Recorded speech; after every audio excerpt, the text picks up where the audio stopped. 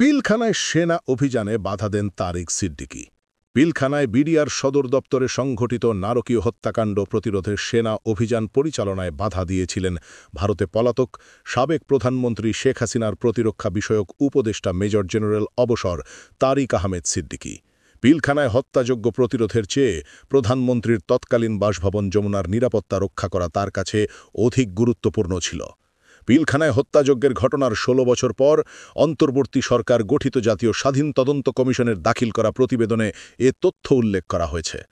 প্রতিবেদনে উল্লেখ করা হয়, মেজর ওয়াকার পিলখানার গেটের কাছাকাছি চলে আসার পরে তিনি তাকে ভিতরে প্রবেশ করতে নিষেধ করেন।